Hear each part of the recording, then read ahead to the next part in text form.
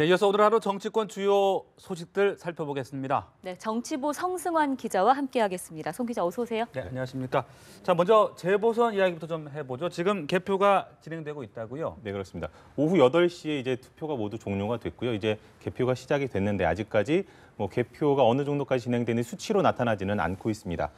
일단 재보선 투표율은 잠정 집계로는 전국 30개 지역구 평균이 28.6%로 나타났고요. 네. 그리고 가장 관심을 끌고 있는 경북 상주 지역 국회의원 선거 같은 경우는 53.9%로 집계가 됐습니다. 네, 자 대선 이야기로 넘어가 보겠습니다. 오늘 이제 D-27일이죠. 지금 연일 계속 각 후보들 간의 신경전이 계속되고 있거든요. 오늘도 이어졌다고요? 네, 그렇습니다. 일단은 오늘 어떤 행사가 있었는데 여기에 이제 그 대권 주자들 4명이 한 자리에 모였습니다. 네. 문재인 후보, 그리고 안철수 후보, 홍준표 후보, 심상정 후보 4명이 모였는데 아무래도 본선이다 보니까 조금 신경전을 벌이는 모습들, 그러니까 좀 약간 부자연스러운 모습, 서먹서먹한 모습들이 좀 연출이 됐고요. 네. 그 와중에서도 약간의 서로의 이제 인사말, 축사를 통해서 서로를 견제하는 그런 멘트들이 나왔습니다. 일단은 문재인 후보가 이렇게 얘기를 했습니다. 대통령이 직접 4차 산업혁명을 좀 관리를 하겠다. 그렇게 해서 지원을 하겠다라고 얘기를 했더니 이것에 대해서 바로 안철수 후보가 그것은 상당히 낡은 사고방식이다. 이렇게 좀 강하게 일침을 놨고요. 또 홍준표 후보는 이렇게 얘기했습니다. 안철수 후보가 참 보수와 진보를 아주 적당히 버무린 융합, 그러니까 전공이 융합이니까 네. 융합을 하고 있는데 이제 그 안 후보의 시대가 온 것 같다 이렇게 얘기를 했더니 거기에 대해서 또 안 후보가 이렇게 얘기를 했습니다. 융합은 버무리는 게 아니라 한 몸이 되는 거다. 이렇게 얘기를 하면서 서로 응수를 하는 그런 모습들을 보였습니다. 네, 그리고 이 문 후보와 안 후보 경제 정책을 놓고도 지금 시각차를 보이고 있다는데 어떤 내용입니까? 네, 일단은 문재인 후보 같은 경우에 오늘 그 제이노믹스라고 발표를 했습니다. 그러니까 쉽게 말씀을 드리면 사람 중심의 경제 성장을 하겠다라는 이야기입니다. 그러니까 어떤 개인의 직접적으로 돈을 주고 하는 것들이 아니라 교육이나 아니면 복지나 이런 부분들의 인프라를 갖춤으로써 사람의 투자를 해서 결국에는 일자리도 창출을 하고 경제를 살리겠다라는 그게 이제 핵심 내용인데 네.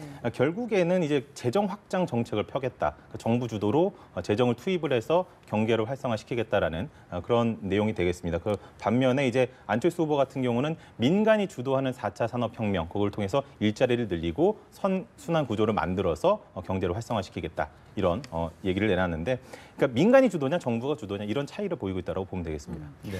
그런가 하면 안철수 후보 대선 후보 등록하면서 의원직 동시에 사퇴하겠다 이렇게 밝혔다고요? 네, 그렇습니다. 15일에 후보 등록을 하는데 동시에 이제 의원직을 사퇴하겠다라고 얘기를 했습니다. 그러니까 이것을 이제 정치권에서는 배수의 진을 둔 것이 아니냐. 이번에 네. 대선 후보에서 대선 결과에서 만약에 패배를 하게 된다면은 의원직까지 걸고 최선을 다하겠다라는 뜻으로 좀 볼 수가 있을 것 같고요.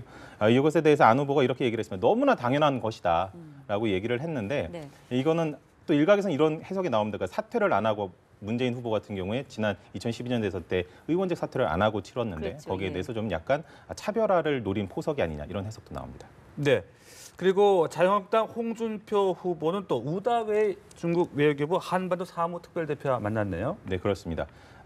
이제 면담을 하면서 이제 홍준표 후보가 이제 사드 좀 강하게 얘기를 했습니다. 처음에 언론에 공개되는 공개 회의 때 공개 면담 자리에서 사드 보복을 한 것은 시진핑 주석이 계속 얘기했던 보호무역주의에 반대한다라는 원칙에 위배되는 것 아니냐 이렇게 좀 강하게 얘기를 했거든요. 네. 이러면서 아무래도 좀 강력한 우파 정권의 면모를 좀 과시를 하고 그를 통해서 안보 대선 프레임을 좀 강화하기 위한 그런 포석으로 오늘 자리를 한 것이 아니냐 이런 또 관측도 나오고 있습니다. 네.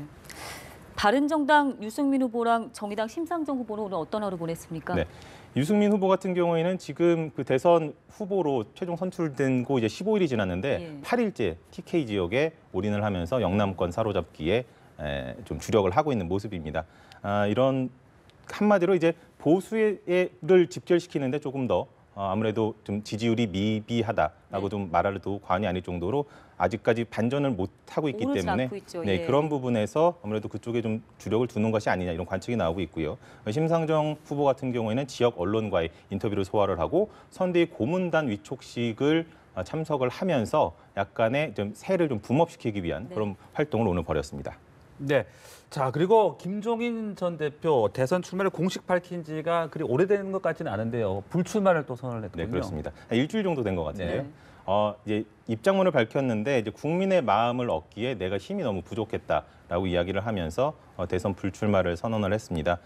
이제 통합정부 그러면서 또 하나 당부를 했던 것이 그 통합정부를 구성할 후보가 대통령이 되어야 나라를 살릴 수 있다. 그래서 유권자들이 현명한 선택을 해달라고 좀 당부를 했거든요. 근데 이를 통해서 결국에는 김종인 대표가 추구했던 것으로 알려졌던 빅텐트 그리고 비문연대, 그러니까 문재인 대세론에 맞설 비문연대 그 중심으로 관심을 받았고 그 이후의 행보도 주목을 받았는데 결국에는 지금의 대선 구도가 다자 구도 속에 양강 구도가 굳혀지면서 결국에는 동력을 잃고 현실 정치의 벽에 부딪힌 것 아니냐 이런 해석을 낳고 있습니다. 네. 네, 알겠습니다. 지금까지 정치부 성승환 기자와 함께 대선 전국 관련 이야기 나눠봤습니다. 고맙습니다. 고맙습니다.